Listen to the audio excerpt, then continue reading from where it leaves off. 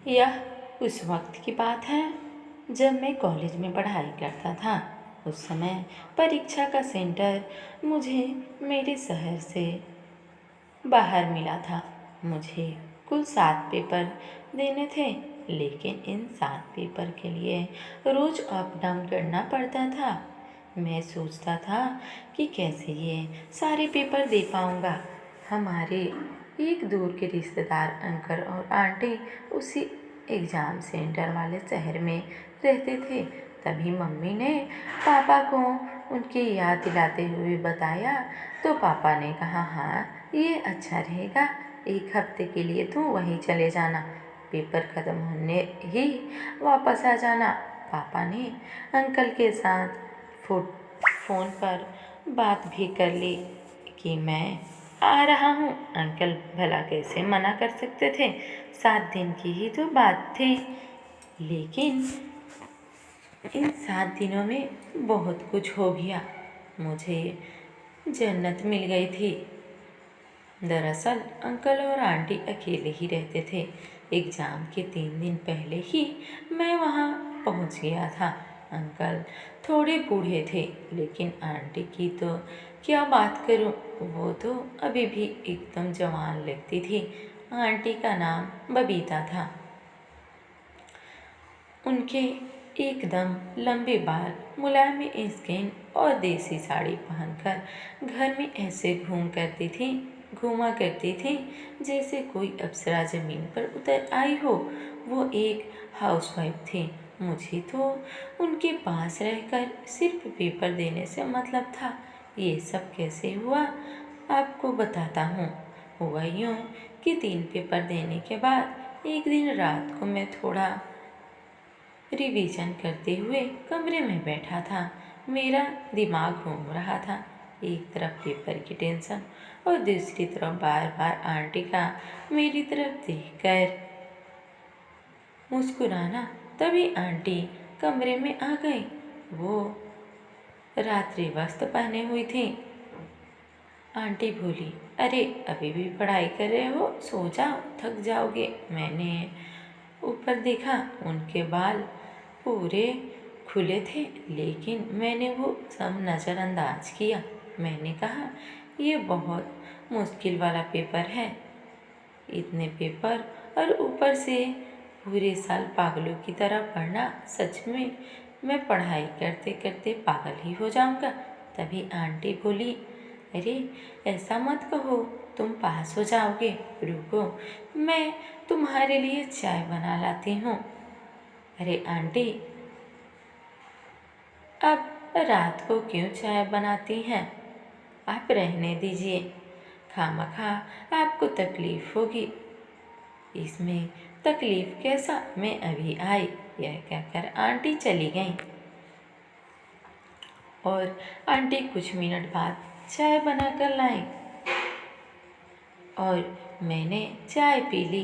मैंने कहा, आंटी आप बहुत ही अच्छा खाना बनाती हैं और चाय भी। आंटी मेरे मुंह से तारीफ सुनकर मुझे शुक्रिया बोला और आंटी आह भरकर बोली, अरे बेटा, पता नहीं कितने साल से मैं ये सब करती आ रही हूँ। अब मैं जैसे आदत पड़ गई है, मशीन की तरह रोज जाकर ही एक ही काम, झाड़ू पोछा, कपड़े धोना, बर्तन इत्यादि। हुआ नहीं कि फिर से सफाई। अब तो होता ही नहीं ये सब। मुझे तुम्हारे मुंह से तारीफ सुनकर अच्छा लगा। आंटी ने सब बोलते हुए भावुक हो गई थी और हल्का सा रोने भी लगती थी। मैंने उनके कंधे पर हाथ रखकर कहा, सबसे घर में शायद ऐसा ही होता होगा। घर के काम की इज्जत बहुत कम होती है, लेकिन आप बहुत प्यारी हो। आंटी मुझे देखते ही रह गई।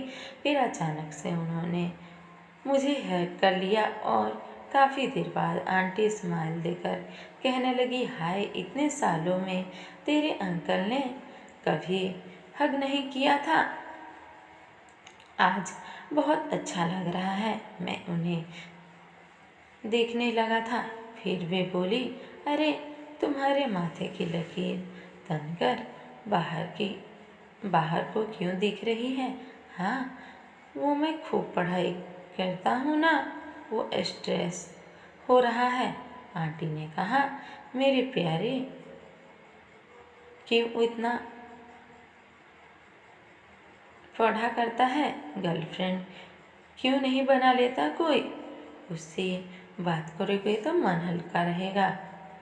अरे आंटी, मैं कहाँ ये सब करूँ? ये सब मेरे बस की बात नहीं। मुझे तो अपनी तन्हाई ही ठीक है। ऐसा मत बोल। तुम चाहो तो मेरे साथ ही बातचीत कर सकते हो। तो वो बोलता है, आंटी जरा शर्मा भी रही थी। Are you serious? लेकिन आंटी, ये सब तो गलत होगा ना। हमारा रिश्ता ये इजाज़त नहीं देता कि हम अपनी आंटी को अपना गर्लफ्रेंड बना लें। क्या फ़र्क पड़ता है? कुछ देर को भूल जा पेपर्स। आंटी, कहीं आपके चक्कर में मैं फेल हो जाऊंगा। इस बात पर वो जोर जोर से हंसने लगी। अरे पागल, टेंशन नहीं लेने का। ऐसा कहकर वो हंसने लगी। कसम से आंटी की खिलखिलाहट बहुत प्यारी लग रही थी। मैं उन्हें देखता ही रह गया। फिर वो उसके बाद हम कमरे में सो गए। दोपहर को मैं अपना सामान पैक कर रहा था, तब आंटी दरवाजे पर खड़ी रो रही थी। मुझे देख रही थी। मैंने उन्हें देखा तो वो दौड़कर मेरी बाहों में आ गिरी। ऐसा लगता था मानो फेरे ही ले लिए हो। अब तुम ही मेरे पति हो, तुम मुझे छोड़कर यूँ नहीं जा सकते। सच में आंटी ने मुझे अपने पति की तरह ही रखा था। वे मेरा बहुत ख्याल रखते थे। वे बहुत इमोशनल हो गई थी। तब मैंने उनसे कहा, समझने की कोशिश करो, हम एक दूसरे के लिए नहीं हो सकते और मुझे जाना ही होगा। फिर आखिरी बार हम साथ रहे और अंत में मैं बाहर चल दिया। मैं भी रो रहा था, लेकिन क्या किया जाता। मेरा स्ट्रेस गायब हो गया था और रिजल्ट बहुत अच्छा आया था। शायद आज से पहले मेरा ऐसा रिजल्ट नहीं आया था, लेकिन अचानक एक दिन कुछ यूँ हुआ कि कमाल ही हो गया।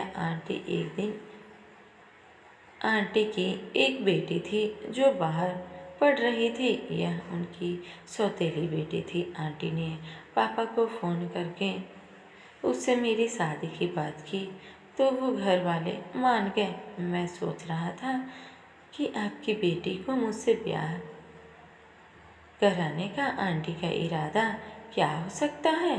क्या वो मेरे करीब ही रह सके और सास भी बनी रहे? आंटी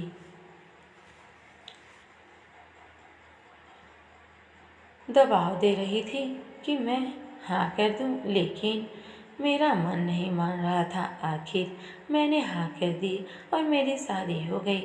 अब भी मैं अपने ससुराल जाता हूँ तो आंटी मुझे वो करने देती है। मेरी बीवी भी बहुत अच्छी है। अब बस मुझे डर ये है कि मेरी बीवी को मालूम हो गया तो उस पर क्या बीतेगी। आज 7 साल हो गए इस बात को। आज भी उसे पता चला अंकल का देहांत हो चुका था और अब वो